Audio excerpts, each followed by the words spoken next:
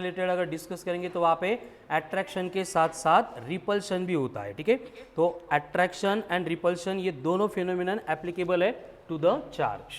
उसके बाद हम आगे बढ़ गए और उसमें हमने देखा था कि चार्ज को रेस्ट में रखेंगे या फिर मोशन में रखेंगे तो चार्ज की वैल्यू चेंज नहीं होती है, it will remain same. But उसके अगेंस्ट अगर मास को मोशन में सेट करेंगे तो मास क्या होता है, चेंज होता है। एंड चेंज होके कितना बनता है, m not upon root of 1 minus v by c का होल स्क्वायर, ठीक है। तो ये कंपैरिजन डिस्कस करने के बाद हमने आगे देखा था हिस्ट्री ऑफ द चार्ज, जिसमें हमने देखा सबसे पहले चार्ज वाली टेंडेंसी किसने ऑब्जर्व की थी, थैलेस ऑफ मिलेटस। क्या ऑब्जर्व किया था, एम्बर फर। उसके बाद गिलबर्ट आ गया, फ्रैंकलिन आ गया। फ्रैंकलिन ने क्या बोला, there are two types of charge, positive and, जिसमें लाइक चार्ज रिपेल करेंगे, अनलाइक चार्ज अट्रैक्ट करेंगे, ठीक है। एंड फिर उसके बाद में कूलम ने जो लॉ एक्सप्लेन किया था, टॉपिक का सबसे इंपॉर्टेंट पॉइंट है, इसलिए हम उसी से रिलेटेड डिस्कशन कर रहे हैं इन लास्ट 8 डेज, ठीक है। क्या होता है Coulomb's law, the electrostatic force of attraction और repulsion between 2 point electric charges at rest. कैसा होता है, directly proportional to the product of their charges, inversely proportional to the, यानी F proportional to Q1 Q2 upon R square, F equals to 1 अपॉन 4 pi epsilon into Q1 Q2 upon, जहाँ पे epsilon को हमने बोला था as permittivity of the medium. क्या होती है, ability of the medium to store energy in its electric field, या फिर ability to allow number of lines of force to pass through it.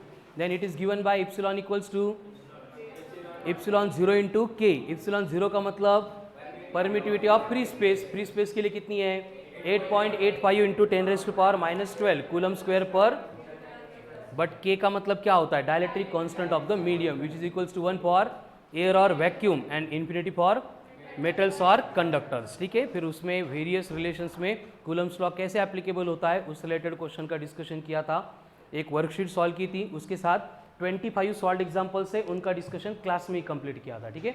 And उसके बाद में अगेन हमने चार्ज से रिलेटेड कुछ बेसिक बातें डिस्कस करना शुरू किया था, और उसमें कूलम्स लॉ में सुपरपोजिशन का law and Coulomb's law in vector form, ये पॉइंट भी देखे थे, ठीक है। फिर चार्ज से रिलेटेड डिस्कशन करते टाइम हमने देखा कि किसी भी बॉडी के ऊपर जब भी चार्ज प्रोड्यूस होता है तो उसके लिए रिस्पॉन्सिबल कौन है, ट्रांसफर ऑफ इलेक्ट्रॉन। क्यों ऐसे, प्रोटॉन क्यों ट्रांसफर नहीं होते हैं, प्रोटॉन कहाँ पे होते हैं, इनसाइड द न्यूक्लियस। उसको बाइंड करके रखने वाला फोर्स स्ट्रॉन्ग न्यूक्लियर फोर्स, उसको न्यूक्लियस से बाहर निकालना पॉसिबल नहीं होता, इसलिए वहाँ पे कौन एक्ट होगा, सिर्फ कौन एक्टिव रहेगा, इलेक्ट्रॉन रहेगा, जिसको हम एक बॉडी से दूसरे बॉडी के ऊपर इजीली ट्रांसफर कर सकते हैं, ठीक है।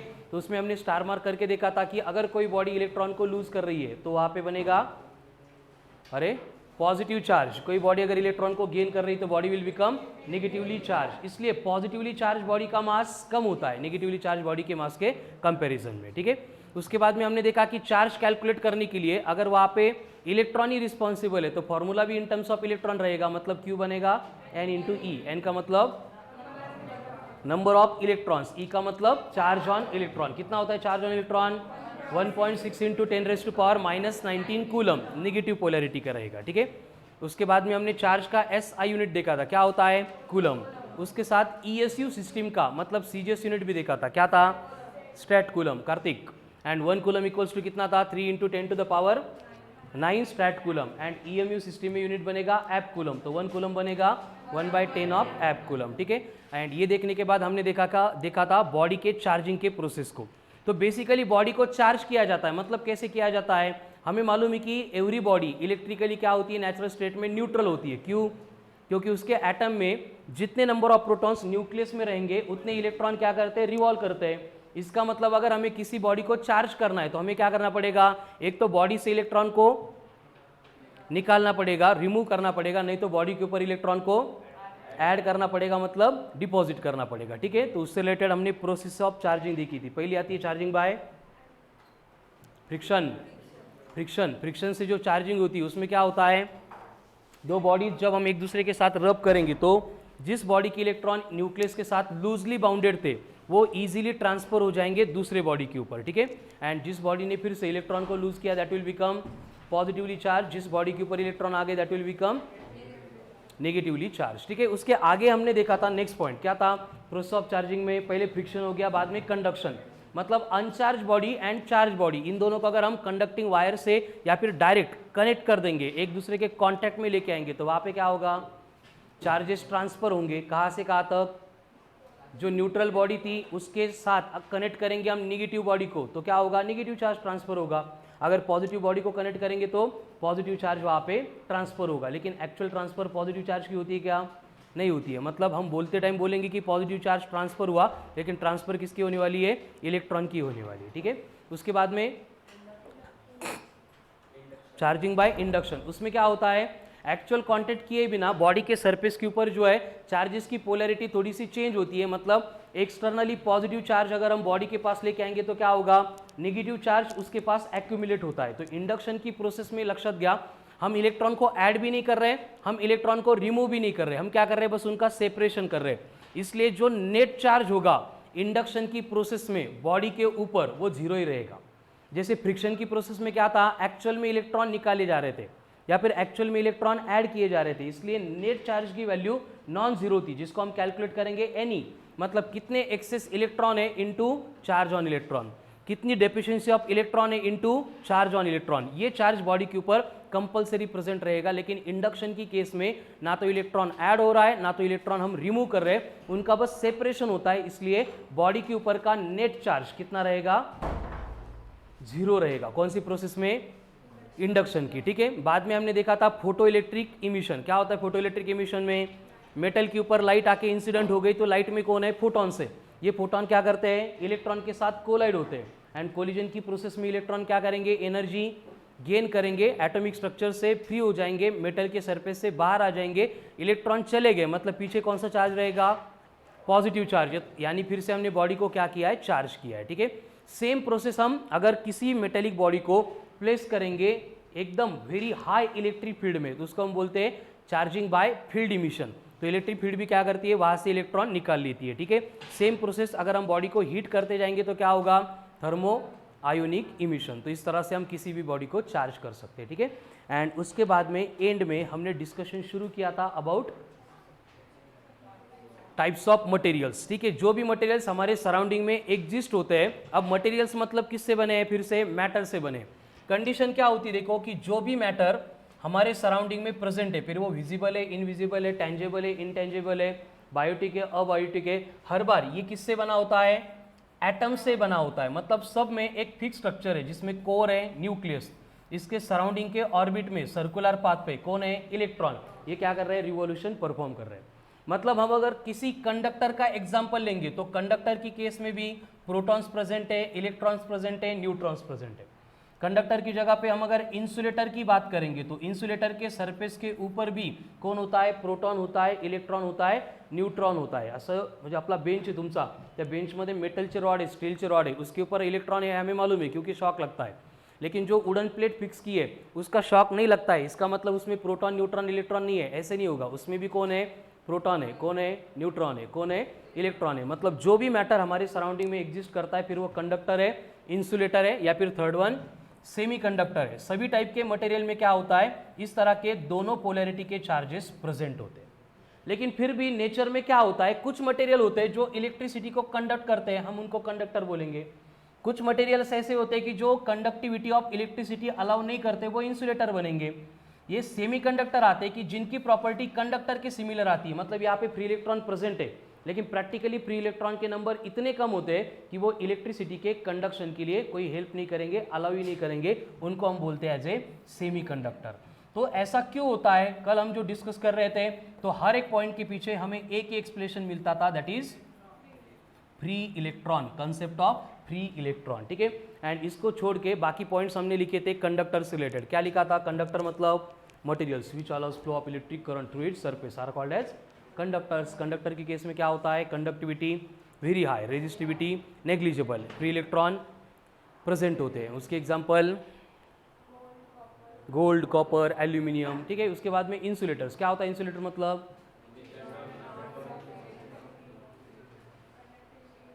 Very good, is called as insulator. And semi conductor मतलब क्या होगा, फ्री इलेक्ट्रॉन रहेंगे लेकिन वेरी फ्यू नंबर में, इसलिए कंडक्टिविटी ज़्यादा होगी इंसुलेटर से, कम होगी कंडक्टर से, रेजिस्टिविटी ज़्यादा होगी कंडक्टर से, कम होगी इंसुलेटर से, उसको हम बोलेंगे एज सेमी कंडक्टर। यहाँ तक क्लियर है सबको। अब हमें आज डिस्कस करना है बेसिकली अबाउट फ्री इलेक्ट्रॉन। ये फ्री इलेक्ट्रॉन मतलब क्या होते हैं। अब इलेक्ट्रॉन मतलब सबको मालूम है, क्या इलेक्ट्रॉन मतलब, इट्स ए फंडामेंटल पार्टिकल, क्या इलेक्ट्रॉन मतलब? It's a fundamental particle. कहाँ पे प्रेजेंट होता है? Naturally inside the atom, revolves around the nucleus. इसको डिस्कवर किया था पहले किसने? सर जे थॉमसन इन 1897। कौन सा एक्सपेरिमेंट? CRT वाला, कैथोड रे ट्यूब का, ठीक है। एंड डिस्कवरी के बाद में हमने देखा था ये इलेक्ट्रॉन के पास मास होता है। कितना है mass of electron? 9.1 into 10⁻³ kg। Electron के पास चार्ज भी होता है, उसका मैग्नीट्यूड है 1.6 इंटू 10⁻19 कूलम। लेकिन हमने डिसाइड किया है कि इलेक्ट्रॉन का जो चार्ज है वो सिमिलर है किसके? जो इबोनाइट रॉड के ऊपर डेवलप हुआ था, हटाओ ना, सिल्क, ग्लास, इबोनाइट, है ना। तो इबोनाइट के ऊपर जो चार्ज डेवलप हुआ था उसके सिमिलर इलेक्ट्रॉन का चार्ज होता है, इसलिए इलेक्ट्रॉन के चार्ज की पोलैरिटी क्या रहेगी? नेगेटिव रहेगी, ठीक है।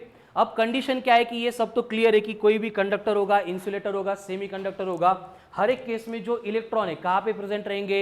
एटम में। तेजस, एटम में कहाँ पे? न्यूक्लियस के सराउंडिंग में सर्कुलर मोशन परफॉर्म करेंगे। लेकिन फिर भी कुछ मटेरियल कंडक्टर्स बनते हैं, कुछ मटेरियल इंसुलेटर्स बनते हैं, कुछ मटेरियल सेमीकंडक्टर्स बनते हैं। ऐसा क्यों होता है? क्या रीजन है इसके पीछे? Very good, free electron. अगर फ्री इलेक्ट्रॉन प्रेजेंट रहेंगे तो वो बनेगा कंडक्टर, फ्री इलेक्ट्रॉन प्रेजेंट नहीं होंगे तो बनेगा इंसुलेटर। प्रेजेंट है लेकिन कुछ काम के नहीं तो सेमीकंडक्टर। फिर ये इलेक्ट्रॉन प्रेजेंट होंगे नहीं होंगे, कितने नंबर में होंगे, ये किसके ऊपर डिपेंड करता है?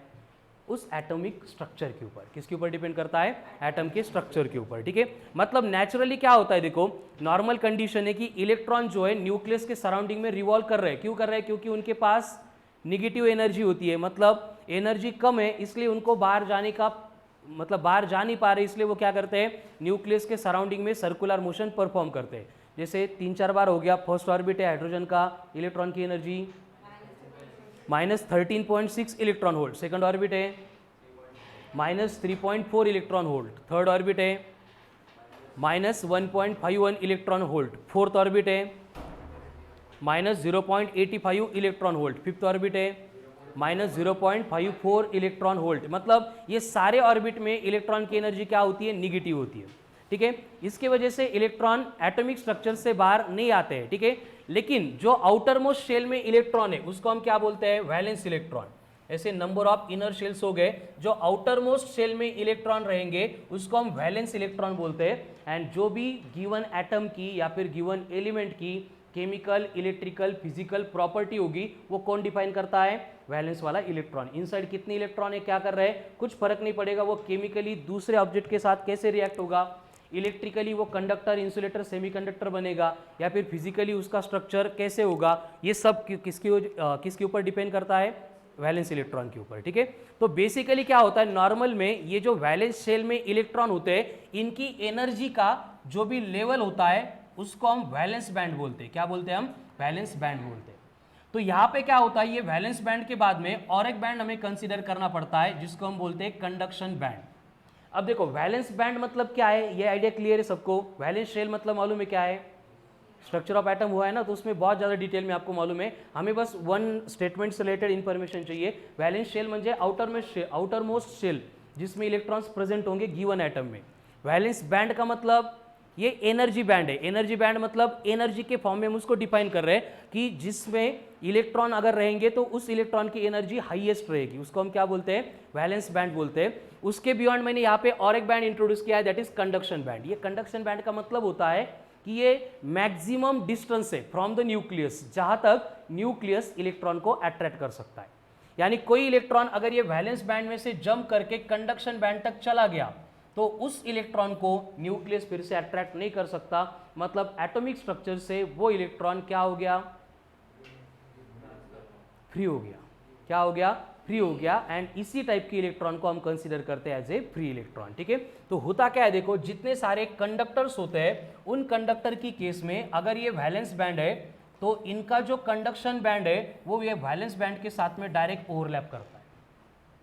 या फिर कभी कभी क्या होता है कि जो वैलेंस बैंड है एंड कंडक्शन बैंड है ये एक दूसरे से सेपरेटेड तो होते हैं लेकिन इनका सेपरेशन एकदम नेग्लिजिबल होता है। ये केस होती है मेटेलिक कंडक्टर्स की। अब इससे क्या होगा, देखो यहाँ पे ये conduction band and valence band एक दूसरे के ऊपर ओवरलैप कर रहे हैं। यहाँ पे लगता है हमें सेपरेट है लेकिन सेपरेशन कैसा है? एकदम नेग्लिजिबल है। इससे क्या होगा कि वैलेंस शेल में जो इलेक्ट्रॉन था उसको अगर नॉर्मल एकदम नेग्लिजिबल अमाउंट ऑफ एनर्जी मिल गई तो भी इलेक्ट्रॉन क्या करेगा, त्याचं आयुष्यात एकच एम असतो, एनर्जी गेन करायची and as early as possible atom के स्ट्रक्चर से फ्री होके बाहर आना है, ठीक है। इसलिए अगर थोड़ी अमाउंट ऑफ एनर्जी मिल गई, इलेक्ट्रॉन क्या करता है, एक्साइट होता है, जंप करता है। समझ में आ रहा है। तो कंडक्टर के केस में क्या होता है, थोड़ी भी अमाउंट ऑफ एनर्जी इसको मिल गई, अब ये एनर्जी हमें एक्सटर्नली नहीं देनी पड़ती है, इलेक्ट्रॉन की एनर्जी स्टेट ही ऐसी होती है कि वो कंटिन्यूसली वाइब्रेट करता रहता है।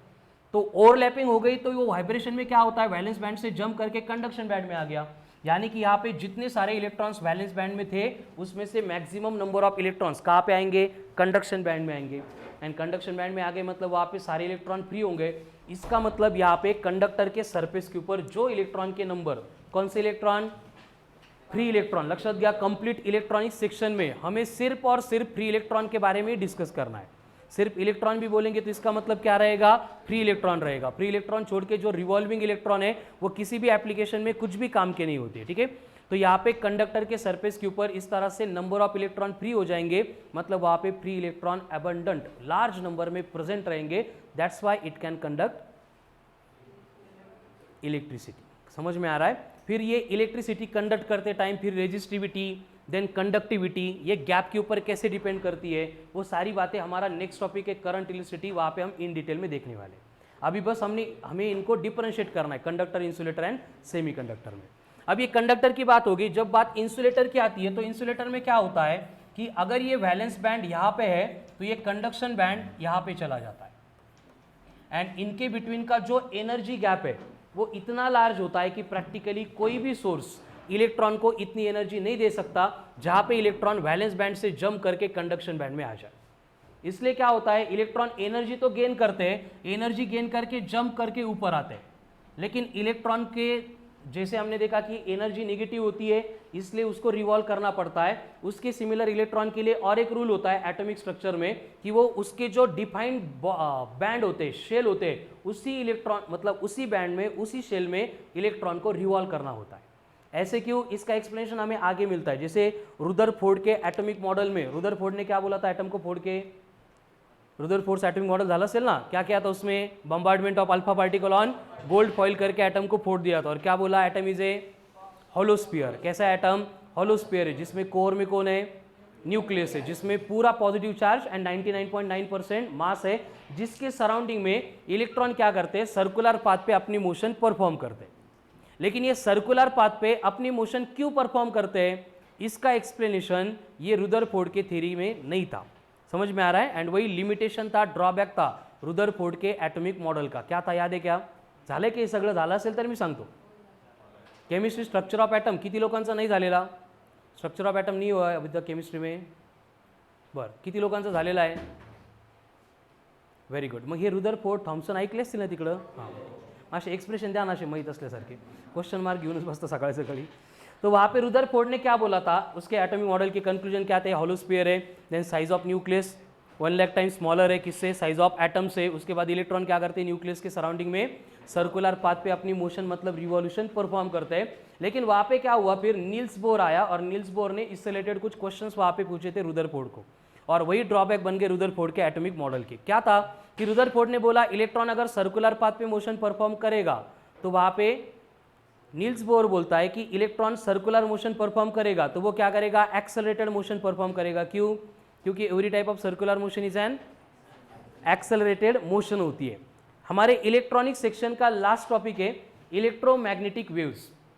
उस इलेक्ट्रोमैग्नेटिक वेव्स में हमें मैक्सवेल की थ्योरी पढ़नी है। तो मैक्सवेल ने चार्ज से रिलेटेड क्या बोला है, देखो जैसे हम अभी इलेक्ट्रोस्टैटिक्स पढ़ रहे हैं तो हमने देखा कि चार्ज को अगर रेस्ट में रखेंगे तो रेस्ट में ये चार्ज क्या करता है, सराउंडिंग में इलेक्ट्रिक फील्ड प्रोड्यूस करता है।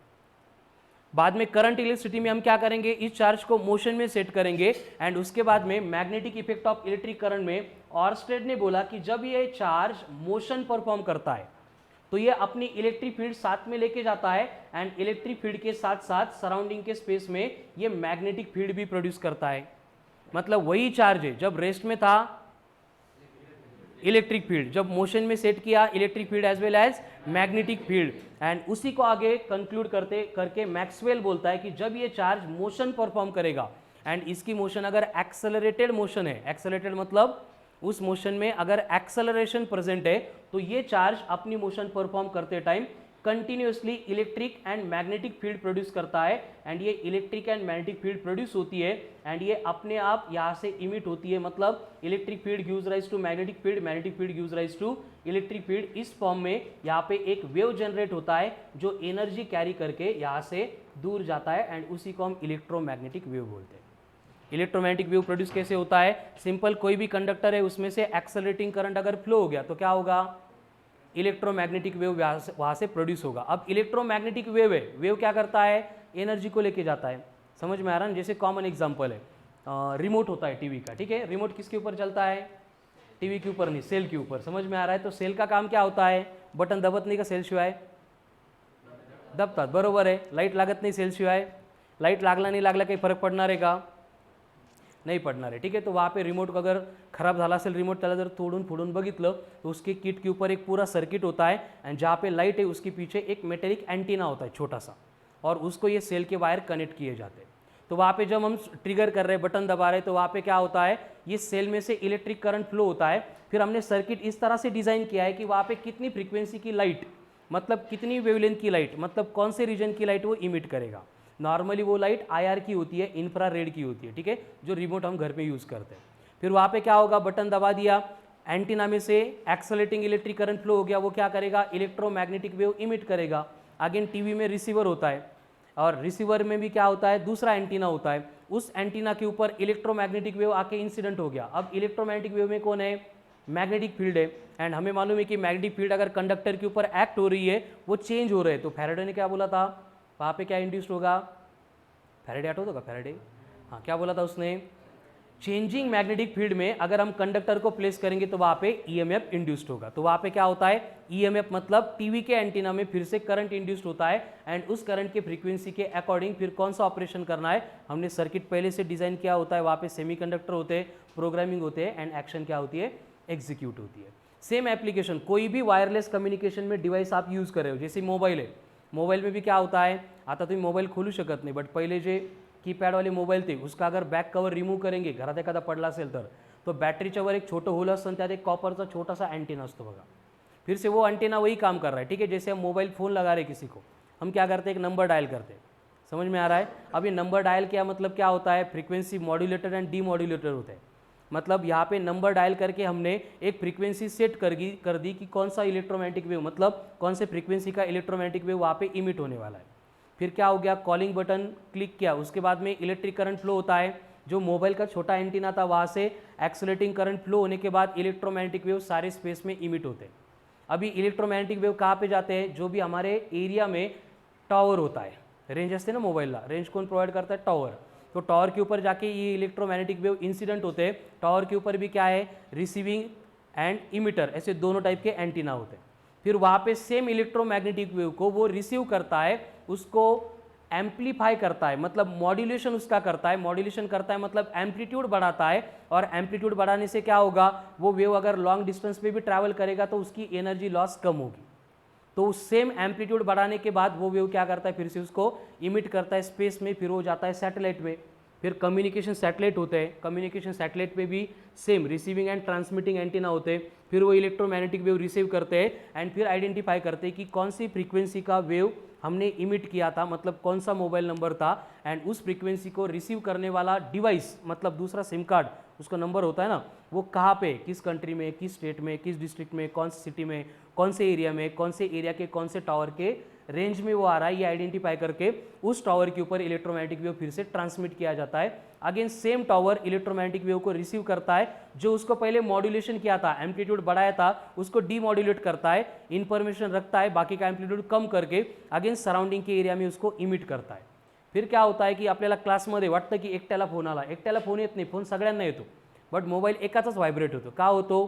क्योंकि उस एंटीना के नीचे हमने सर्किट प्लेस किए होते हैं। एसी सर्किट जब हम पढ़ेंगे तब हमें वहाँ पे पढ़ना है एसी सर्किट। वहाँ पे acceptor circuit and ejector circuit होते हैं।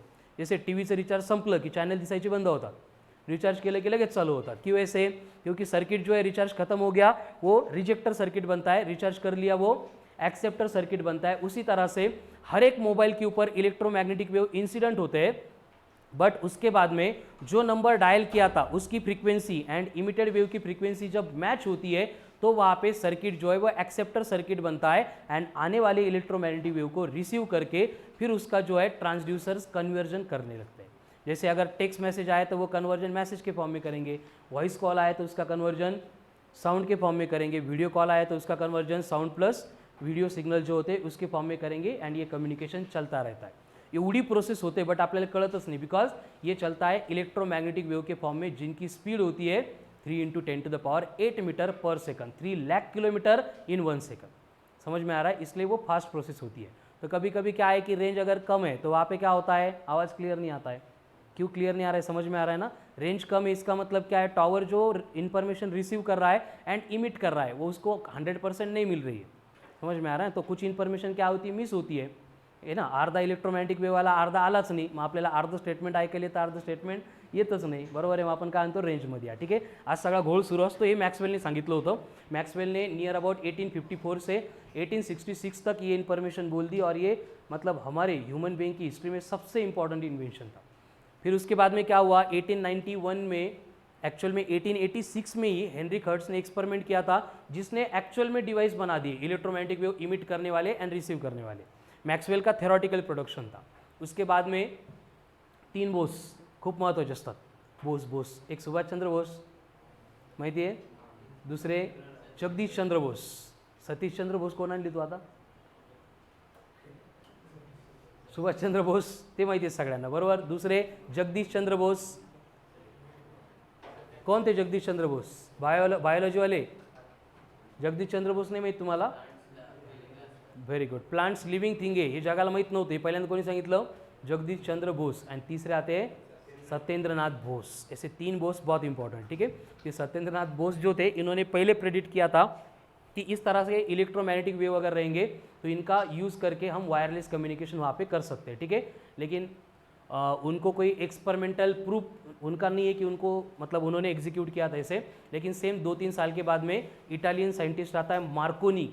उस मार्कोनी ने क्या किया था, सबसे पहले हिस्ट्री में ब्रिटिश चॅनल के अक्रॉस, ब्रिटिश चॅनल माहिती आहे का, फ्रान्स अँड इंग्लंडच्या मध्ये ते जॉग्राफीमध्ये वगैरे असतं ना, एक ब्रिटिश चॅनल है मतलब खाड़ी समुद्र है ब्रिटेन एंड फ्रांस के बिटवीन। तो उसने क्या किया था, सबसे पहले 48 किलोमीटर पे एक इलेक्ट्रोमैग्नेटिक वेव का यूज़ करके सिग्नल भेजा था एंड वो हमारी फर्स्ट अचीवमेंट थी वायरलेस कम्युनिकेशन की। फिर उसके बाद में invention of television, invention of telephone, invention of mobile phone, मतलब पूरे वायरलेस कम्युनिकेशन, इंटरनेट, ये सारी बातें उसके बाद में आ गई। कळालं? हे सगळं कशासाठी? हे ड्रॉबॅक कोणाचं? रुदरफोर्डच्या ॲटॉमिक मॉडलचं। कळालं? तो ये मैक्सवेल का पॉइंट क्या था कि अगर चार्ज एक्सेलरेटेड मोशन परफॉर्म करेगा तो वो क्या करेगा, एनर्जी इमिट करेगा। लेकिन रुदरफोर्ड ने क्या बोला था कि इलेक्ट्रॉन उसी ऑर्बिट में रिवॉल्यूशन परफॉर्म करता है जिस ऑर्बिट की एनर्जी उसके पास है। उसने बोला था ना कि electron revolves in those orbits जिसकी एनर्जी लेवल मैच कर रही है, रुदरफोर्ड ने। तो उसके बाद नील्स बोर ने बोला कि अगर ये एक्सेलरेटेड मोशन परफॉर्म कर रहा है तो ये एनर्जी इमिट करेगा। एनर्जी इमिट करेगा मतलब इसकी एनर्जी कम होगी, एनर्जी कम होगी मतलब एनर्जी लेवल उसका जो ऑर्बिट है वो भी कम होगा एंड ये इलेक्ट्रॉन स्पाइरल पाथ फॉलो करके न्यूक्लियस के ऊपर फॉल हो जाएगा। ऐसे अगर एटम के सारे इलेक्ट्रॉन न्यूक्लियस के ऊपर फॉल हो गए तो क्या होगा, हम इमेजिन नहीं कर सकते क्या होगा, ठीक है। तो ऐसा क्यों नहीं होता है, इसका आंसर रुदरफोर्ड के पास नहीं था। फिर एक्सप्लेन करने के लिए नील्स बोर क्या बोलता है, डिस्क्रीट ऑर्बिट्स। कौन से डिस्क्रीट ऑर्बिट? नील्स बोर ने क्या बोला कि electron revolves in those orbits whose angular momentum equals to integral multiple of h/2π। आठवतंय का? L equals to NH/2π, MVR equals to NH/2π। ये किसने बोला? बोर ने बोला। एंड इस ऑर्बिट में इलेक्ट्रॉन एनर्जी इमिट नहीं करेंगे, ऐसे बोर ने बोल दिया। बट फिर से क्वेश्चन आया कि ऐसे क्यों नहीं करेंगे? समझ में आ रहा है ना, क्यों नहीं करेंगे इमिट इस ऑर्बिट में एनर्जी? फिर उसका एक्सप्लेनेशन हमें मिलता है डी ब्रोगली के हाइपोथेसिस में। डी ब्रोगली भी हो गया। क्या था डी ब्रोगली का हाइपोथेसिस? काय असतं काय पण ते फॉर्म्युला झाला, lambda equals to h/p। Wave has dual nature, very good. ये किसने बोला था सबसे पहले? डी ब्रोगली ने बोला था, अल्बर्ट ने बोला था, सॉरी आइंस्टाइन ने बोला था, ठीक है। अल्बर्ट आइंस्टाइन क्या बोला था? Light as a dual nature. उसके बाद डी ब्रोगली एक्सप्लेन करता है कि इलेक्ट्रॉन जब मोशन परफॉर्म करेंगे तो वो क्या करते हैं, वेव नेचर एक्वायर करते हैं। एंड वेव नेचर में उनके अगर लूप कंप्लीट होने तो वहाँ पे कंडीशन होती है n into lambda must be equal to L. L is the length of orbit which will be 2 pi r. फिर बनेगा n lambda equals to 2 pi r, lambda equals to h upon m v. फिर आके de Broglie के hypothesis से Niels Bohr का postulate prove होता है, that is m v r equals to n h upon 2 pi. खड़ा लो। तो इस तरह की ये कंडीशन होती है प्रोटॉन, न्यूट्रॉन एंड इलेक्ट्रॉन की। ये कुठून आलो होतं? चलो इन्सुलेटर समझ में आ गया। तो वैलेंस बैंड एंड कंडक्शन, हाँ मला हे सांगायचं होतं की इलेक्ट्रॉन जो है वो कहाँ पे रहेंगे, सिर्फ उनके एनर्जी लेवल में रहेंगे। इसलिए इंसुलेटर में इलेक्ट्रॉन एनर्जी गेन करके जंप तो करते हैं, लेकिन यहाँ पे वो स्टेबल नहीं होते। इनके पास टाइम इंटरवल होता है 10 to the power minus 10 second, और उस टाइम इंटरवल में इनको डिसीजन लेना है, एक तो ऊपर जाके फ्री हो जाओ, नहीं तो घर पे आ जाओ। ठीक है, ऊपर जाने के लिए एनर्जी खत्म हो गई तो इलेक्ट्रॉन के पास ऑप्शन नहीं होता है, फिर वो वापस आते हैं। एंड वापस आने के लिए रूल होता है, घरी येताना बाहेरची एनर्जी घेऊन येता येत नाही। ठीक है, उसको बाहर क्या करना पड़ता है, इमिट करना पड़ता है। ठीक है, ये नेचुरल ऑब्जर्वेशन हमारा था, इसी का यूज करके हमने क्या किए, फिर एलईडी बना दिए। एलईडी मतलब लाइट इमिटिंग डायोड। कहाँ पे होता है लाइट इमिटिंग डायोड, ये लाइट इमिटिंग डायोड है, ये भी लाइट इमिटिंग डायोड है। आपके मोबाइल के डिस्प्ले भी क्या है, लाइट इमिटिंग डायोड है। तो इसमें हम क्या करते हैं, सेम जो भी सेमीकंडक्टर मटेरियल लिया है उसका इलेक्ट्रॉन होता है, उस इलेक्ट्रॉन को थोड़े सा चॉकलेट दिखाते हैं, एनर्जी देते हैं, इलेक्ट्रॉन को लगता है कि मैं फ्री हो रहा हूँ, वो ऊपर जाता है, लेकिन हम उसको फ्री होने ही नहीं देते, फिर उसको नीचे आना पड़ता है। नीचे आएगा तो वो क्या करेगा, इलेक्ट्रोमैग्नेटिक वेव इमिट करेगा। बट ये इलेक्ट्रोमैग्नेटिक वेव जो इमिट होगा, इसकी जो एनर्जी होगी E equals to h into nu, वो उतनी होगी जितनी एनर्जी हमने इलेक्ट्रॉन को दी थी। इसलिए हमें पहले से मालूम होता है कि रेड कलर अगर हमें चाहिए तो उसके लिए कितनी एनर्जी रिक्वायर्ड है। कैसे, E equal to h into nu है, न्यू का मतलब सी बाय लैम्बडा होता है। यहाँ पे H मतलब प्लैंक्स कांस्टेंट, C मतलब स्पीड ऑफ लाइट, दोनों सेम है, मतलब दोनों कांस्टेंट है। तो हमें लैम्बडा रेड कलर के लिए वेवलेंथ मालूम है, तो उस वेवलेंथ के लिए हमें कितनी अमाउंट ऑफ एनर्जी रिक्वायर्ड है, उतनी एनर्जी इलेक्ट्रॉन को देंगे, तो वहाँ पे एलईडी से रेड कलर इमिट होगा। इसलिए पाहिजे तो कलर अपन एलईडी से इमिट करके ले सकते हैं। क्लियर है। तो कंडक्टर एंड इंसुलेटर, इन दोनों में क्या बेसिक डिफरेंस है, आइडिया आ रहा है। एंड सेमीकंडक्टर में क्या होगा, फिर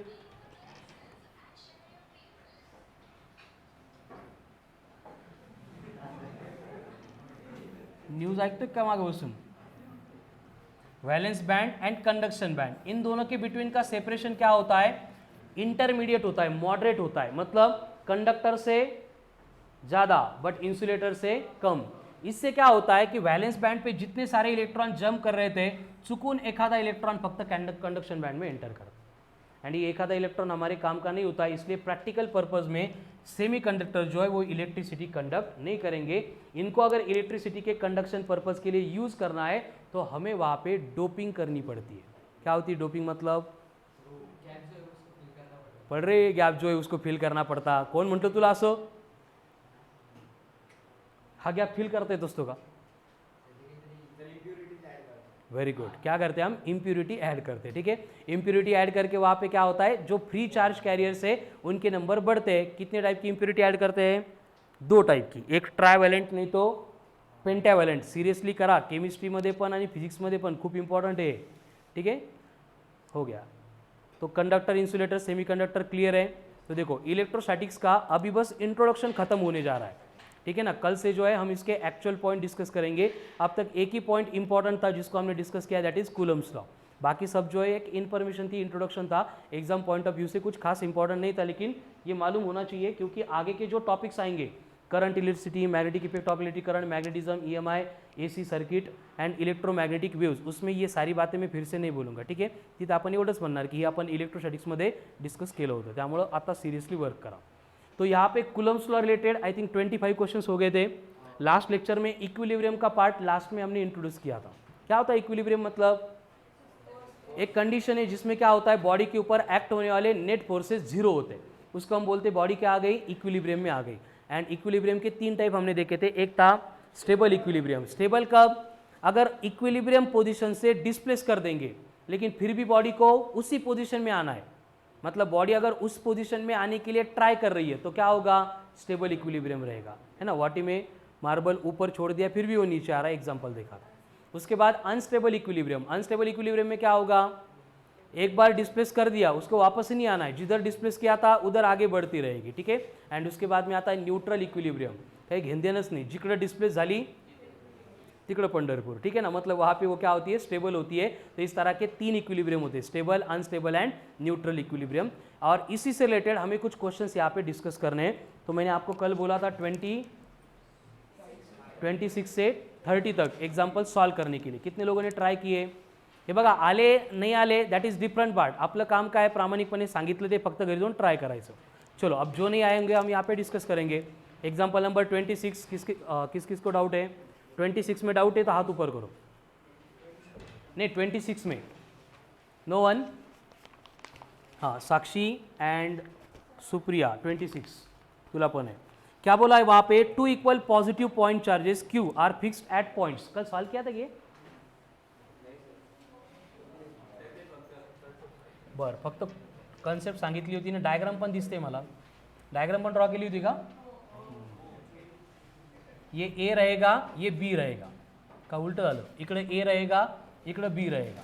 ये डिस्टेंस कितना है ए, ये डिस्टेंस कितना है ए, और बोला है कि सेंटर में क्या करना है, एक छोटा सा चार्ज Q0 प्लेस करना है।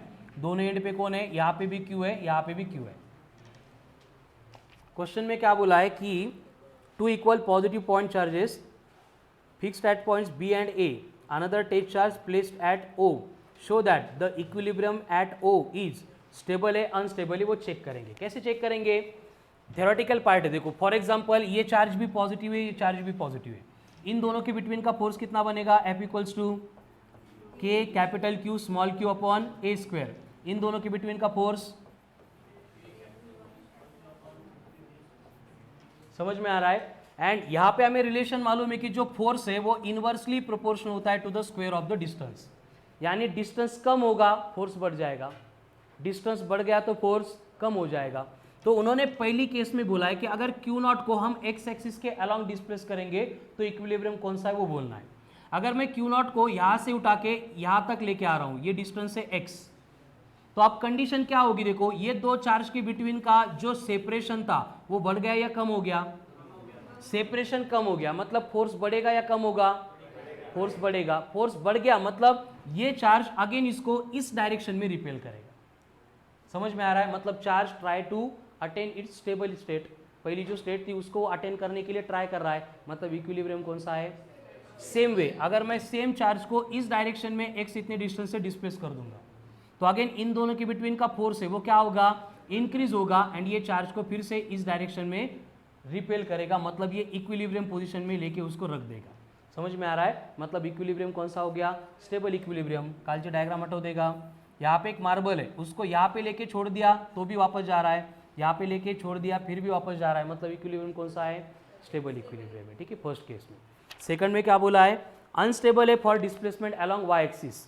तो अगर सेम कंडीशन में मैं इसको वाई एक्सिस के अलोंग लेके जा रहा हूँ, डायग्राम दूसरी ड्रॉ करता हूँ, ये प्लस Q है, ये प्लस Q है, अभी ये चार्ज यहाँ पे था, अब मैंने यहाँ पे लेके उसको डिस्प्लेस किया है by the distance x। Condition क्या होगी? देखो ये प्लस Q इसको रिपेल करेगा, मतलब रिपल्शन का फोर्स इधर आएगा F, ये Q भी इसको रिपेल करेगा, मतलब रिपल्शन का फोर्स इधर आएगा F, दोनों का मैग्नीट्यूड सेम है। तो अगर यहाँ पे हम एक वर्टिकल ड्रॉ करेंगे एंड सपोज वर्टिकल के साथ में दोनों फोर्सेस थीटा इतना एंगल बना रहे, तो हम क्या करेंगे? इसके अब कंपोनेंट्स लेंगे। एक वर्टिकल कंपोनेंट आएगा थीटा का एडजेसेंट, इसलिए इधर का एफ कॉस थीटा, इधर का F cos theta, 2f cos theta. Then इधर एक कंपोनेंट आएगा एफ साइन थीटा, इधर दूसरा कंपोनेंट आएगा एफ साइन थीटा। अब देखो एफ साइन थीटा इक्वल है, कहाँ पे एक्ट हो रहे हैं? अपोजिट डायरेक्शन में, एक दूसरे को कैंसिल करेंगे, लेकिन ये 2f कॉस थीटा को बैलेंस करने वाला कोई है नहीं, मतलब एक बार डिस्प्लेस कर दिया वो कंटिन्यूसली ऊपर ही चला जाएगा। ऐसे कहाँ पे होता है? अनस्टेबल इक्विलिब्रियम में। मतलब यहाँ से अगर इसको ड्रॉप करेंगे तो ये नीचे ही चला जाएगा, इस तरह का इक्विलिब्रियम, ठीक है। तरह से आपने प्रूव कराइए इसको, क्लियर है? अब नेक्स्ट ये कौन सा था? 26। 27 में डाउट है किसी को? नहीं। 28 में है। 28 में क्या दिया है? 2 पॉइंट चार्जेस है plus 4e and e, and यहाँ पे कौन है? E plus e. से दो चार्जेस आपको गिवन है fix at a distance a, इन दोनों में सेपरेशन कितना है? a। Where should third point charge Q be placed on the line joining the two charges so that it may be in equilibrium. मतलब इनके बिटवीन कोई भी एक चार्ज है Q, वो कहाँ पे प्लेस करना है, कहाँ पे प्लेस करना है, मतलब हमें कैलकुलेट करना पड़ेगा x। अगर ये डिस्टेंस x लिया तो ये डिस्टेंस कितना बनेगा a minus x, so that condition क्या होगी, दोनों चार्जेस तीनों चार्जेस इक्विलिब्रियम में आएंगे। ठीक है, अब यहाँ पे कंडीशन क्या होगी, इक्विलिब्रियम में आएंगे मतलब ये दोनों चार्जेस की बिटवीन का फोर्स एंड ये दोनों चार्जेस का बिटवीन का फोर्स क्या चाहिए, इक्वल चाहिए। तो ये एक दूसरे को कैंसिल करेंगे एंड इक्विलिब्रियम आएगा। अब बोलो 4E एंड Q, इन दोनों के बिटवीन का फोर्स कितना बनेगा, 4 times of KQE divided by x का स्क्वायर। उसके अगेंस्ट इन दोनों के बिटवीन का फोर्स क्या बनेगा, KQE divided by a minus x का स्क्वायर, ये दूसरा फोर्स बना। इक्विलिब्रियम के लिए रिक्वायरमेंट क्या है, दोनों फोर्सेस मस्ट बी इक्वल। तो अगर हम इन दोनों को इक्वेट करेंगे तो क्या बनेगा, 4 टाइम्स ऑफ KQ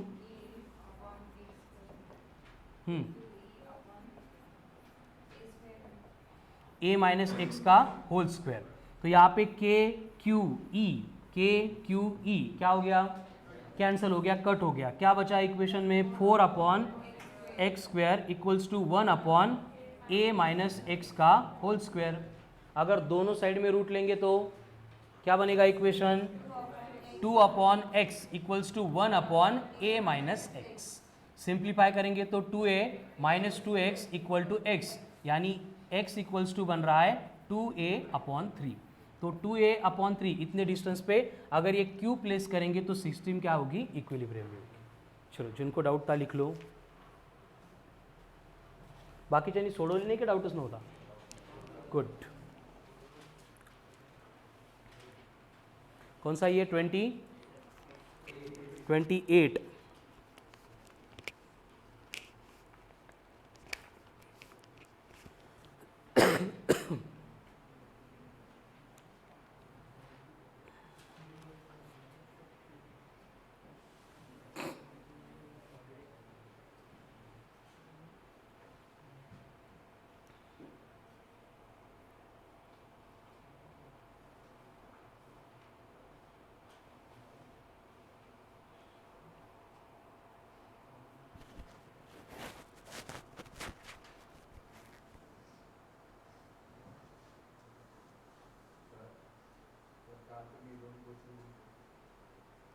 काल का हो लाईटनिंगचे, बरं मिळाले का आन्सर, कोणाकोणाला मिळाले आन्सर, रेज योर हँड्स। पहला क्वेश्चन एयर कंडक्टर इंसुलेटर उसके बारे में, नहीं कोणाकोणाला आन्सर्स मिळाले, रेज योर हँड्स। हां Atharva stand up, air conductor आहे,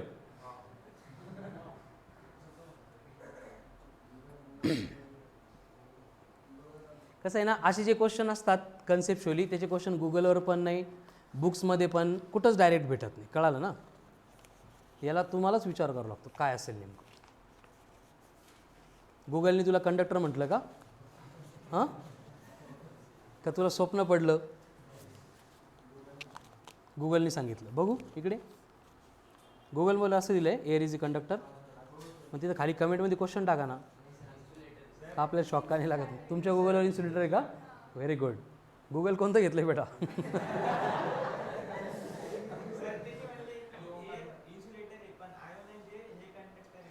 तो यही आंसर हमें रिक्वायर्ड था। क्या होता है, air is insulator, no doubt in that, but जब लाइटनिंग फॉल हो रही है तो 10 टू द पावर 6 वोल्ट इतना हाई पोटेंशियल है, तो ये हाई पोटेंशियल के कांटेक्ट में जब भी एयर आती है, अपना लास्ट का पॉइंट है इलेक्ट्रोस्टैटिक्स का वैन डे ग्राफ जनरेटर, और उस जनरेटर में हम क्या करेंगे 10 टू द पावर 6 वोल्ट इतने लार्ज अमाउंट का पोटेंशियल जब प्रोड्यूस करेंगे तो वो वैन डे ग्राफ जनरेटर क्या होता है, एक्सप्लोड होता है। एक्सप्लोड क्यों होता है, क्योंकि वो सराउंडिंग की जो एयर है उसको आयोनाइज कर देता है। आयोनाइज करना मतलब क्या करना, आयोनाइजेशन मालूम है, ऐकले का आयोनाइजेशन काय असतं, इलेक्ट्रॉन की फ्री होने की प्रोसेस, फक्त एवढंच, उसको हम क्या बोलते हैं, आयोनाइजेशन। तो ये लार्ज पोटेंशियल डिफरेंस पाथ में जो एयर आ रही है उसको आयोनाइज कर देती है। आयोनाइज किया मतलब क्या होगा, सारे इलेक्ट्रॉन फ्री हो जाएंगे, इलेक्ट्रॉन फ्री हो गए मतलब पीछे कौन बचेंगे, पॉजिटिव चार्जेस, मतलब वहाँ पे चार्ज प्रोड्यूस हो गए, मतलब मीडियम कौन सा बना, कंडक्टिंग बना, कळाल ना। एयर इंसुलेटर ही है, लेकिन जब लाइटनिंग नीचे आती है तब वो एयर को आयोनाइज करके खुद का कंडक्टिंग मीडियम बना देती है। If there is a way then find it, if there is no way made it, हे लाइटनिंग करत असते, ठीक आहे। नेक्स्ट सेकंड क्वेश्चन कोणता था? ट्रीवर लाइटनिंग का पडते, हां याचं आन्सर इंटरेस्टिंग आहे, हे किती लोकांना कळालं? याचे आन्सर्स मला तुम्हाला ऐकायचे आहेत, कारण असे हिस्टॉरिक आन्सर असतात याचे या क्वेश्चनचे। हरी बोल बेटा, हे लिहून झालं असेल सांगा, आपण सायमल्टेनियसली वर्क पण सुरू ठेवणार आहे।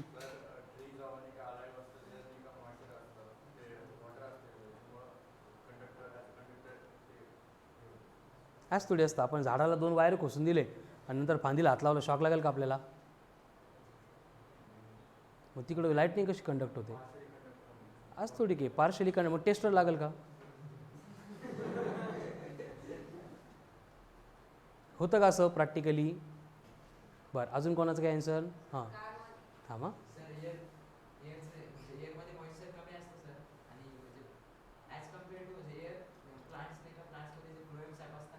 हळूहळू ॲज कम्पेअर टू एअर, प्लांट्समध्ये काय असतात? Fluid SAP.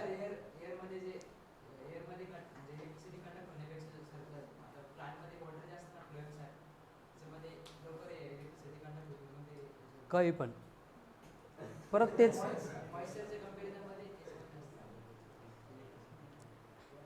अरे झाडाला मी कट केलं लगेच नळासारखं पाणी निघेल का बाहेर? कसं तुम्ही बायोलॉजीचे एवढे स्कॉलर स्टुडंट, मला माहीत नाही असेल कदाचित, असं नळीतून पाणी फ्लो होतं, असं पाणी फ्लो होतं का? अरे ते पाणी पाण्याच्या फॉर्ममध्ये होतच नाही, ते आपण फ्री स्टेटमध्ये त्या झाडातून बाहेर नाही काढू शकत।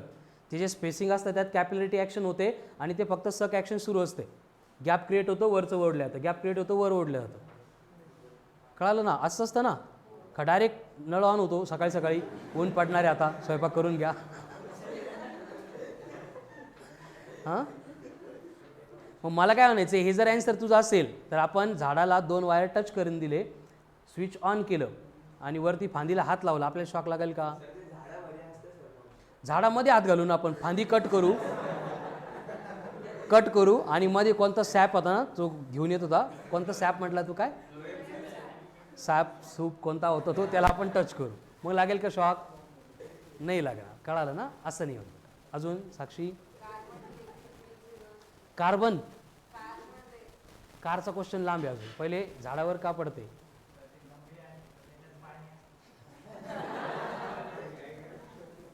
कोणतं पाणी? यांनी मॉइश्चर म्हटलं, यांनी सॅपचं पाणी म्हटलं, तू गढूळ पाणी म्हणतात, हां। मग त्याच्यामुळे लाईटनिंग कंडक्ट होते असं तुम्हाला वाटतं का? पटतं का? पण हे का सांगायचं म्हणून सांगताय? असं नाही होत बाळांनो, काय ना याचा आन्सर आहे बघा, याचं रिझन असं आहे कि लाइटनिंगला टारगेट एकच है, as early as possible ground में जाना है, इसलिए लाइटनिंग क्या कर रही है? टॉलेस्ट ऑब्जेक्ट फाइंड कर रही है, कळालं ना? शहरामध्ये सिटीमध्ये कधी झाडांवर लाइटनिंग पडत नाही का?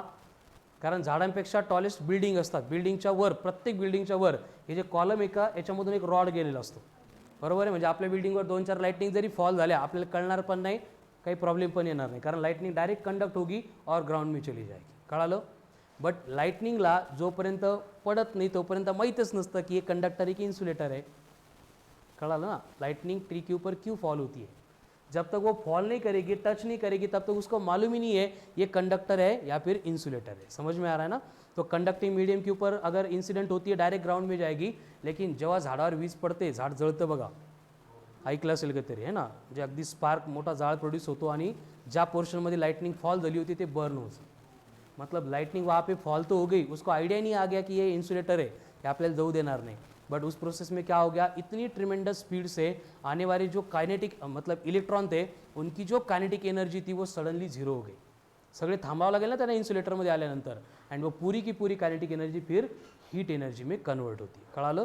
पानी, पाण्याचं सॅप, सॅपचं गढूळ पाणी, ये कोई भी कंडक्ट नहीं करता है, लाइटनिंग ट्री में से कंडक्ट हो ही नहीं सकती। थर्ड क्वेश्चन था झाडाखाली आणि कारमध्ये, हां तर काय रिझन, काय आन्सर काय द्यायचं? कारमध्ये सेफ आहे, झाडाखाली सेफ नाही आहे, का बरं असं? आता आपण बघितलं की झाड कंडक्ट करणारच नाही, पडली तरी ते जळून जाईल पण कंडक्ट नाही करणार, हे सॅटिस्फाय आहे का माझ्या आन्सर सोबत? ठीक आहे, नेक्स्ट.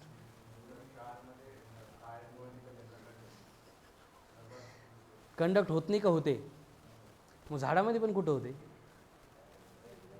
मग तर अजून डेंजर आहे ना. कंडक्ट जर झाली असती, जसं इथं कंडक्ट होऊन जाते आपण सेफ आहे, कारमध्ये तर टायर ते पण होऊ देत नाही, म्हणजे लय मोठा डेंजर आहे. आपल्याच कारमध्ये बसायची ती लाईटनिंग. क्या रीज़न है? उसका रीज़न समझने के लिए कल के लेक्चर में हम एक पॉइंट पढ़ेंगे, properties of electric lines of force. और उसमें इलेक्ट्रिक लाइन्स ऑफ फोर्स की एक प्रॉपर्टी आती है और वो ऐसी है कि electric lines of force can pass through insulator but do not pass through conductor. Electric lines of force जो होती है वो कंडक्टर में से पास नहीं होती है, इंसुलेटर में से पास होती है. समझ में आ गया? इसलिए जब झाड़ा और लाइटनिंग पड़ते तो उसकी इलेक्ट्रिक फील्ड सब तरफ आती है एंड इलेक्ट्रिक फील्ड हमारे बॉडी के ऊपर इन्फ्लुएंस करती है एंड घेऊन जाती है. ठीक है. लेकिन कार के ऊपर जब लाइटनिंग फॉल हो गई, ऊपर का सरफेस मेटल का बना है, कंडक्टर का बना है, तो वहाँ पे जितनी भी इलेक्ट्रिक फील्ड प्रोड्यूस होगी, मग मी काल सांगितल्याप्रमाणे 1 सोडून 100 लाइटनिंग जरी फॉल झाल्या तो उसकी इलेक्ट्रिक फील्ड जो है वो कार के अंदर नहीं आ सकती, क्योंकि मेटल है, कंडक्टर है, वो लाइन्स ऑफ फोर्स को पास होने के लिए अलाउ ही नहीं करते. अब क्यों अलाउ करते हैं, क्यों नहीं अलाउ करते, वो कल समझ में आएगा. क्लियर है? पहले तीन पण क्वेश्चन. नेक्स्ट ये हो गया था. कौन सा था ये? 28. आगे क्वेश्चन नंबर 29. इसमें सबको डाउट होगा, बगुनच कळते है कि नहीं. 29 नंबर का क्वेश्चन क्या दिया है देखो. 2 particles A and B having charges Q and 2Q. यहाँ पे एक पार्टिकल है A, इसके ऊपर चार्ज है Q. यहाँ पे दूसरा पार्टिकल है B, इसका चार्ज है 2Q. आगे बोला है respectively are placed on smooth table with separation D. इनके बिटवीन का सेपरेशन दिया है D.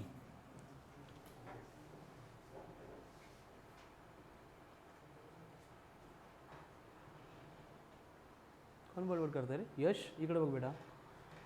उसके बाद में बोला है कि a third particle C is to be clamp on the table in such a way that particles A and B remain at rest on the table under electrical forces. तो C के ऊपर का चार्ज कितना होगा ये हमें find करना है. ठीक है.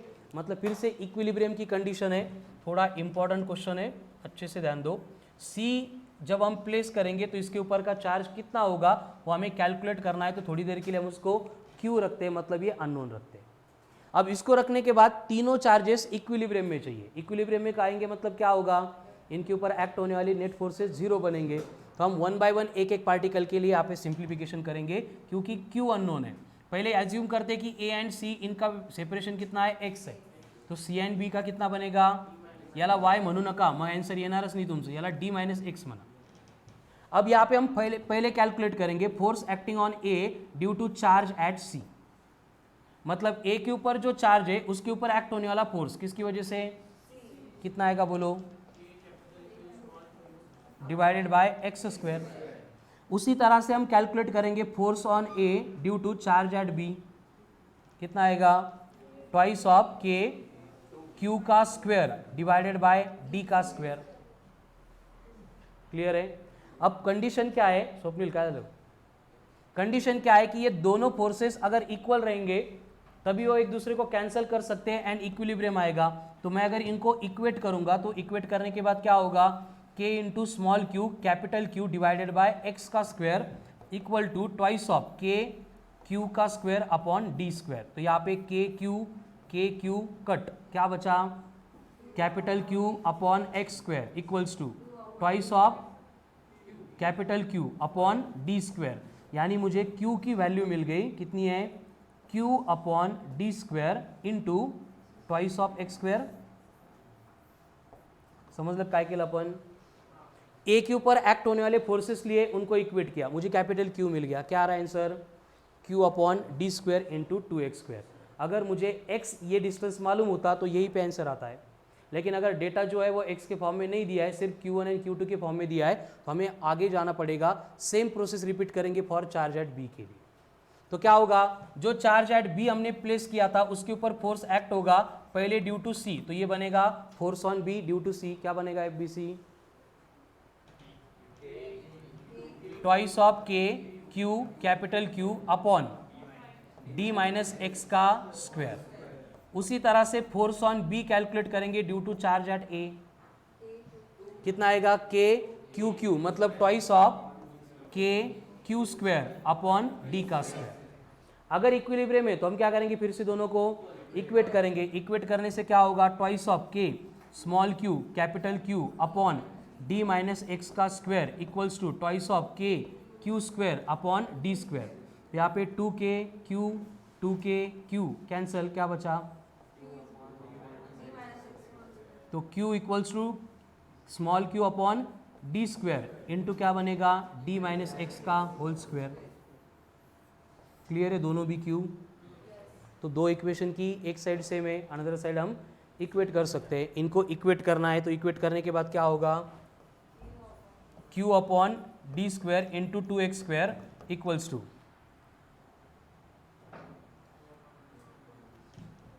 q upon d square in bracket, तो q upon d square simplify करने के लिए 2x स्क्वायर, इसको एक्सपांड करो, a माइनस बी का d square plus x square minus of twice of x D.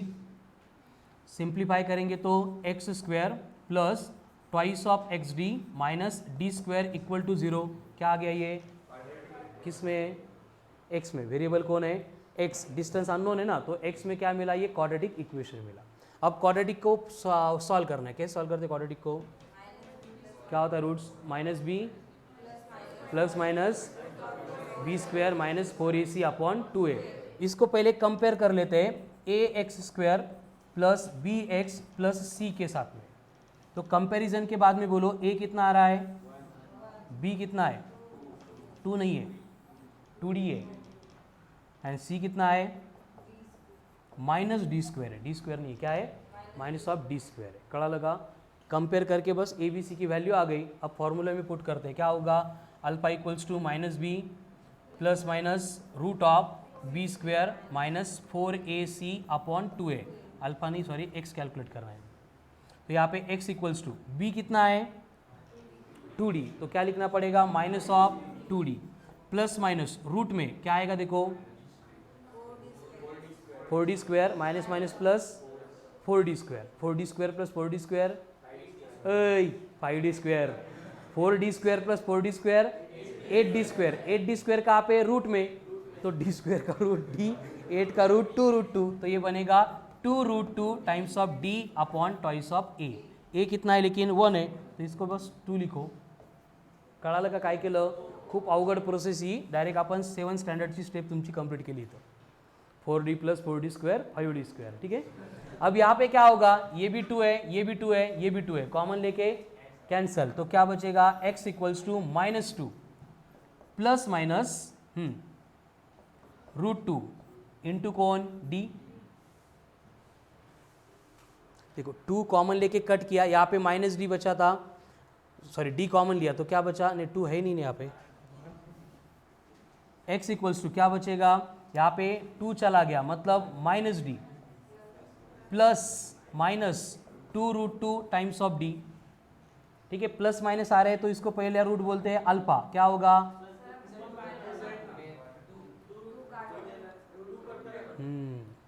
करतो 1 मिनट। हाँ स्वप्नील, तुझ्यामुळे होते बरं की। क्या होगा? Minus D plus minus √2 times of D. अब यहाँ पे पहला रूट लेंगे तो वहाँ पे d कॉमन लेंगे तो क्या बचेगा? -1 प्लस √2 इंटू डी। याला आपण असंही लिहू शकतो, √2 -1 टाइम्स ऑफ डी। ये कौन हो गया? अल्फा। बाद में बीटा लेना है, उसके लिए क्या होगा? दोनों भी माइनस माइनस बनेंगे, म्हणजे -1 माइनस √2 ये ब्रैकेट में आएगा इंटू डी, तो हम डी के साथ माइनस भी कॉमन लेते तो क्या बनेगा? वेरी गुड, मतलब √2 plus 1 into minus of D. Into नहीं वाटणार, ये क्या बनेगा? Minus d in bracket √2 plus 1। तो ये एक एंड ये दूसरा, ऐसे x की 2 वैल्यूज आ गई क्योंकि यहाँ पे क्वाड्रेटिक इक्वेशन था। कळालं? इथपर्यंत सगळं ठीक होतं है ना प्रथमेश? इथून पुढे घोळ व्हायला लागला कारण मॅथ्स आलं। प्रथमेश कळालं का? ठीक है, क्वाड्रेटिक सॉल्व किए, रूट्स आ गए। अभी क्या करेंगे? x की वैल्यूज पुट करेंगे, कहाँ पे? q के इक्वेशन में। यहाँ पे q नहीं मिला था हमें क्योंकि x अननोन था। अभी x पुट करेंगे तो क्या मिलेगा? q मिलेगा। देखो q का फॉर्मूला क्या है? Small q upon d square into 2x square. क्या है q का formula? Small q upon d square into 2x square. अब यहाँ पे twice of q upon d square एक साइड में x का स्क्वायर कर रहे हैं। x का पहला रूट क्या है? √2 - 1 इंटू डी, इसका करना है स्क्वायर। तो देखो क्या होगा, √2 - 1 का whole square into d square हो जाएगा, डी स्क्वायर कैंसिल। अब क्या बचा 2q, ब्रैकेट को एक्सपांड करेंगे, a स्क्वायर मतलब 2, b स्क्वायर मतलब 1 माइनस ऑफ 2√2 एंड 2 को अगर अंदर मल्टीप्लाई करेंगे तो कैपिटल Q बनेगा, कैपिटल Q इक्वल्स टू 4, 2 + 1 3, 3 इंटू 2 6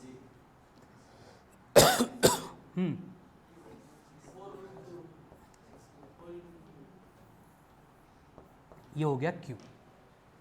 एंड दूसरा पुट करेंगे तो क्या होगा, capital Q equals to Q upon d square into 2 into दूसरा क्या था root minus d in bracket √2 + 1 था ना।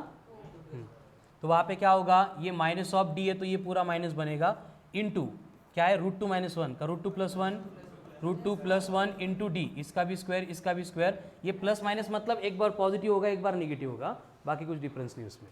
तो ये माइनस यहाँ पे नहीं कंसिडर करेंगे तो भी चलेगा, डी स्क्वायर कट हो गया। Again capital Q equals to क्या बचा 2q, ब्रैकेट में कौन है √2 का स्क्वायर मतलब 2 + 1 + 2√2, यानी फिर से कैपिटल Q इक्वल्स टू मिलेगा Q इन ब्रैकेट 3 इंटू 2 6 + 4√2, ठीक है। यानी निगेटिव चार्ज प्लेस करेंगे तो उसका मैग्नीट्यूड इतना होगा, पॉजिटिव चार्ज प्लेस करेंगे तो उसका मैग्नीट्यूड इतना होगा। क्लियर, तो ये हो गया इक्विलिब्रियम। फोर्स ऑन हे बघ कुठल्याही चार्जवर घे, नेट फोर्स किती पाहिजे 0 पाहिजे। मग आता डायग्राम कहाँ पे है, यहाँ पे। तो हम यहाँ पे नहीं, ये था हाँ, ये इसके ऊपर इसका फोर्स प्लस इसका फोर्स, इसकी नेट वैल्यू 0 लेंगे, या फिर इसके ऊपर इसका फोर्स इसकी नेट वैल्यू 0 लेंगे। लेकिन क्या होता अगर मैं सी के ऊपर का फोर्स 0 लेता तो वहाँ पे सारे चार्जेस कैंसिल हो जाते एंड अननोन सिर्फ डिस्टेंस रहता। तो अगर डिस्टेंस कैलकुलेट करना है तो मिडल के चार्ज के ऊपर दोनों के फोर्स लेंगे, अगर अननोन चार्ज कैलकुलेट करना है तो वन ऑफ इट्स एंड के ऊपर का चार्ज लेंगे। कड़ा लो कौन सा था ये 29, आगे 30 में किसको डाउट है, 30 हो गया, 30 में डाउट है नहीं है, ओके 31, 30 तक ही किए थे। आगे देखो 31 से आगे बहुत सिंपल है, देखो पर ही लिहूंगे तोपर्यंत हे लिहिलेगा हे चलो छाप लो पटपट। अभी देखो कितने एग्जाम्पल बचे हैं, 31 से कहाँ तक है, कंसिडर एप्लीकेशन 2 तक 42, 43, तो ओनली 12 एग्जाम्पल से 12 में से नियर अबाउट 8 एग्जाम्पल हमारी क्लास में हो गए। कड़ा ना, ट्रायंगल स्क्वायर वही एग्जाम्पल्स है, ठीक है। तो 3 to 4 एग्जाम्पल्स बस नए हैं, तो कल आते टाइम रिमेनिंग 13 एग्जाम्पल्स अटेम्प्ट करके आएंगे। तो कल के लेक्चर में सबसे पहले ये 13 एग्जाम्पल जो है उसमें से जो डाउट्स रहेंगे वो डिस्कस होंगे। उसके बाद concept application 1 and concept application 2 दोनों कंसेप्ट डिस्कस होगी। एंड उसके बाद में मुझे इंट्रोड्यूस करना है next part charge densities and electric field, वो कल हम शुरू कर देंगे। And Monday test will be there based on अब तक का पूरा इलेक्ट्रोस्टैटिक्स, फक्त इलेक्ट्रोस्टॅटिक्स, ठीक आहे। व्यवस्थित प्रिपरेशन करून या, सोपा पेपर काढलाय फर्स्ट आहे म्हणून, त्यामुळे चांगले मार्क्स येऊ शकतात। शुभम एंड क्वेश्चन जो है मॉड्यूल के सॉल्व एग्जाम्पल, कंसेप्ट एप्लीकेशन के एग्जाम्पल, वर्कशीट के एग्जाम्पल इनके सिमिलर हो सकते हैं, इसलिए बी प्रिपेअर्ड फॉर इट। नाहीतर असं होईल सॉल्व एग्जाम्पलच दिसत आहेत सगळे, पण एकदा बघितले असते तर आन्सर पाठ झालं असतं किंवा आन्सर आलं असतं, ठीक आहे। असं नको व्हायला, काही पण करा मार्क्स घ्या, कळालं ना, मार्क्स आने चाहिए एग्जाम में, फक्त चीटिंग न करता काही पण करा म्हणजे बस। जातो शुभमच्या शेजारी बसतो,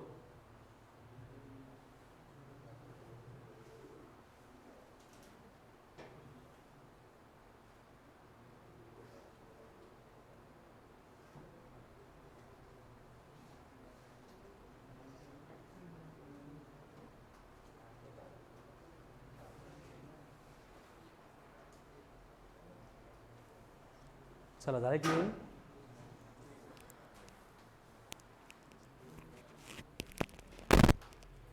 हाँ, और एक इम्पॉर्टेंट इंस्ट्रक्शन है, from today evening 5:30 to 7 PM जो मैंने बोला था जिनके एडमिशन्स हुए हैं